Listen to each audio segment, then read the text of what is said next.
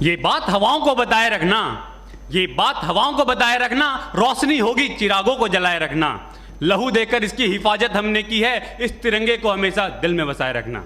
आदरणीय अध्यक्ष महोदय, निर्णायक मंडल एवं मेरे प्रबुद्ध श्रोतागण, मैं इंस्पेक्टर जीडी राजप्रकाश मिश्रा, भारत तिब्बत सीमा पुलिस बल की तरफ से आज के वाद विवाद प्रतियोगिता का विषय मानव अधिकारों का अनुपालन करते हुए देश में आतंकवाद और उग्रवाद से प्रभावी तरीके से निपटा जा सकता है कि विपक्ष में अपना विचार रखना चाहूंगा। महोदय, बात चाहे सीमा सुरक्षा की हो या देश की आंतरिक सुरक्षा की हो, हमारे सुरक्षा बल अपने कर्तव्यों का निर्वहन काफी अच्छे तरीके से कर रहे हैं, परंतु कभी कभी हालात और परिस्थितियां इतनी खराब हो जाती है जब हमें राष्ट्र सुरक्षा में या आत्मरक्षा में कठोर कदम उठाने पड़ते हैं। जब हमारा सामना इन उग्रवादियों और आतंकवादियों से होता है तो ये हमारा स्वागत किसी फूलों के हार से नहीं, बल्कि हमारा स्वागत करते हैं गोलियों की बौछार से और अत्याधुनिक हथियारों से। और उस समय जब गोली कान के 2 इंच दूरी से गुजरती है तो वो जिंदगी और मौत के बीच एक फासला पैदा करती है। और इन परिस्थितियों में भी एक सिपाही के पास 1 सेकंड से भी कम का समय होता है ये फैसला लेने के लिए कि वो क्या करे और क्या ना करे। जबकि आज हमारे देश में एक न्यायपालिका को भी एक फैसला लेने में कई दशक लग जाते हैं। आसान नहीं होता फौजी कहलाना, आसान नहीं होता फौजी कहलाना, जज्बातों को पिघलाकर रगों में लोहा भरना पड़ता है। जम्मू कश्मीर में हमारे 5,500 से अधिक जवान शहादत को प्राप्त हो चुके हैं, तो वहीं नक्सल प्रभावित क्षेत्रों में 3,000 से अधिक जवान शहादत को प्राप्त हो चुके हैं। हमें सीख लेनी चाहिए श्रीलंका सरकार से, जिन्होंने अपनी सेना को खुली छूट दी और लिट्टे जैसे आतंकवादी संगठन पर उन्होंने काबू पाया। तो हमें सीख लेनी चाहिए अमेरिका सरकार से भी, जिन्होंने अफगानिस्तान, इराक और सीरिया जैसे देश में भी आतंकवाद को खत्म करने की एक पहल की और उन्हें काफी हद तक सफलता भी मिली। जबकि हमारे देश में एक अधिकारी द्वारा जब एक पत्थरबाज को गाड़ी से बांधकर अपनी टीम को सुरक्षित बचाया जाता है तो लोग उस पत्थरबाज के मानवाधिकार की हनन की बात करते हैं। तो मैं आपको बताना चाहता हूं, अगर 10 व्यक्तियों की जान को बचाने के लिए एक व्यक्ति के मानवाधिकार का हनन कुछ समय के लिए हो भी जाए तो ये किसी भी सैद्धांतिक धरातल पर गलत नहीं है। आज लोहे का स्वाद लोहार से नहीं बल्कि उस घोड़े से पूछना चाहिए जिसके मुंह में लगाम लगी होती है।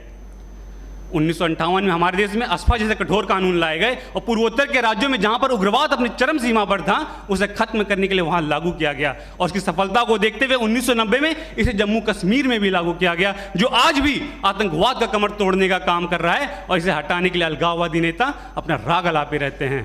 तो पंजाब क्षेत्र में भी जब आतंकवाद अपनी चरम सीमा पर था तो हमारे सुरक्षा बलों द्वारा और सरकार द्वारा कठोर कदम उठाए गए और वहां से भी आतंकवाद को जड़ से खत्म किया गया।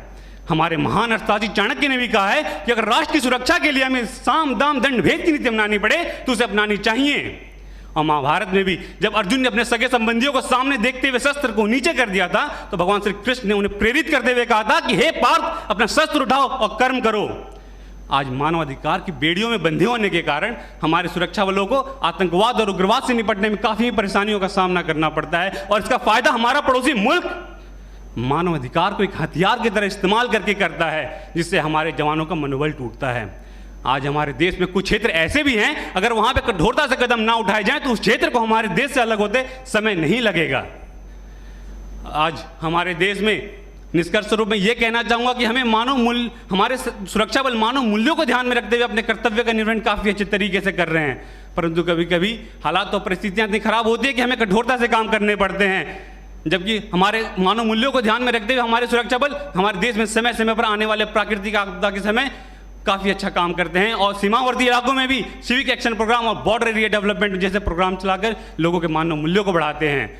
और हमारे देश में हमारे आज अजमल कसाब जैसा आतंकवादी, इनका कोई जाति, धर्म, मजहब, नाम पहचान न होने के कारण आसानी से देश में घुस आते हैं और मुंबई हमले को अंजाम देते हैं, जिसमें हमारे देश के 166 निर्दोष व्यक्ति मारे जाते हैं। तो वे आदिल अहमद डार जैसे आतंकवादी पुलवामा हमले को अंजाम देते हैं आम जनता के बीच में छुप कर रहते हुए, और हमारे सीआरपीएफ के 44 जवान शहादत को प्राप्त हो जाते हैं। तो अब इनको इन्हीं की भाषा में मुंह तोड़ जवाब देते हुए हमारे सुरक्षा बलों ने पठानकोट, बालाकोट, उरी जैसे सर्जिकल स्ट्राइक भी किया और आतंकवाद को जड़ से खत्म करने का भी काम कर रहे हैं। और अंत में निष्कर्ष स्वरूप में यही कहना चाहूंगा एक फौजी के तर्ज में कि कभी ठंड में ठिठुर कर देख लेना, कभी ठंड में ठिठुर कर देख लेना, कभी तपती धूप में जल कर देख लेना कैसे होती है हिफाजत मुल्क की, कभी वर्दी पहन कर देख लेना।